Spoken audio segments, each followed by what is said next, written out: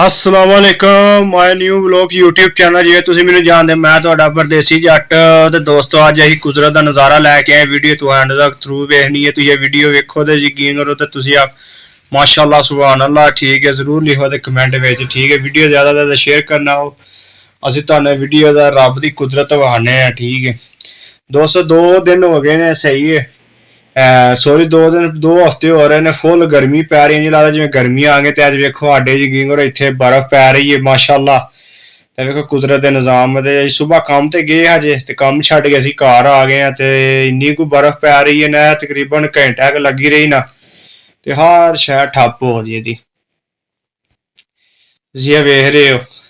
माशाअल्लाह सुभान अल्लाह किन्नी बर्फ पै रही है असीं आए हैं सुबह कम ते गए हाँ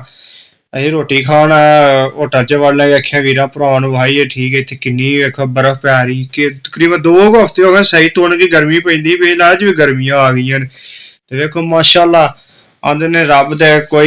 ਦੇ ਕੰਮਾਂ ਦਾ ਕੋਈ ਪਤਾ ਨਹੀਂ ਹੈ ਵੀ ਠੀਕ ਹੈ ਤੁਸੀਂ ਇਹ ਵੇਖ ਸਕਦੇ ਹੋ ਇਸ ਵੀਡੀਓ में ਰੱਬ ਦੇ ਕੰਮਾਂ ਦਾ ਕੋਈ ਪਤਾ ਨਹੀਂ ਹੁੰਦਾ ਹੈ ਵੀ ਦੋਸਤੋ ਠੀਕ ਹੈ ਵੇਖੋ ਜੇ ਅਸੀਂ ਰੋਟੀ ਖਾਣ ਆਏ ਹਾਂ ਜੀ ਆਕੇ ਵੀਰਾਂ ਭਰਾਵਾਂ ਨੂੰ ਭਾਈ माशाअल्लाह सुभान अल्लाह किवें बर्फ लगी है वेख लो इत्थे किन्ना मौसम दा दोस्तों कोई पता नहीं लगदा है भी दोस्तों ऐसा अग बाली अंदर बड़ी जी हो माहौल ते जनाब इत्थे बने ना मरी वाला वेखो हाँ माशाअल्लाह सुभान अल्लाह दोस्तों वेखो जे अल्लाह पाक दे कैसे कुदरत दे निज़ाम है मैं सुबह यकीन करो काम तो निकलिया वा ठीक है ते थोड़ी ना फिलहाल जो मौसम खराब होया ही तो सही धुप लगी ही ठीक है तो धुप लगी ही तो ठंड बड़ी ही तो तकरीबन हफ्ता डेढ़ 2 हो गए ने जिसकी वजह तो ना पै रही ही तकरीबन गर्मी चंगी तो वेलो अल्लाह पाक दे निज़ाम कैसे ने वेलो अज बर्फ पै गई वेखो बूटियां दे उत्ते देखिया जी कैसा नज़ारा आ रहा करें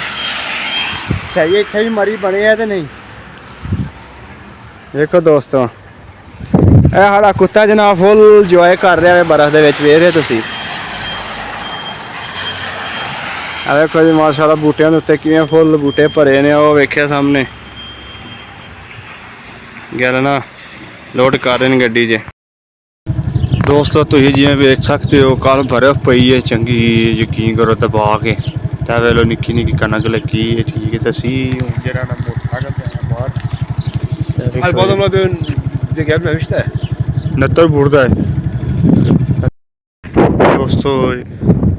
यकीन करो बड़ी जी राती बर्फ पई है वेखा पहाड़ बिल्कुल चिट्टम चिट्टे हो गए ने यकीन करो तो हाँ फिर जो अपने सर्दियों के कपड़े कट लेने यकीन करो माशाअल्लाह रोज़ा भी रखे अज ठीक है रोज़ा देखो जी हाँ कि खूबसूरत मौसम है ठंडा यकीन करो रोज़ा रखे नहीं लगता है कि रोज़ा लगता है या नहीं लगता है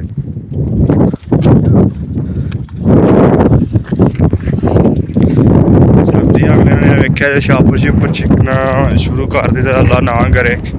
कल ज़्यादा चौखी बर्फ पै जाती ना तो शेडां नूं बड़ा नुकसान हो सकता है ठीक है वेख सकते तुसीं छापर रखना छिक छड़िया है वेखो बर्फ किन्नी पई एहो किवें धार बजी आ वेंदे फिर देखो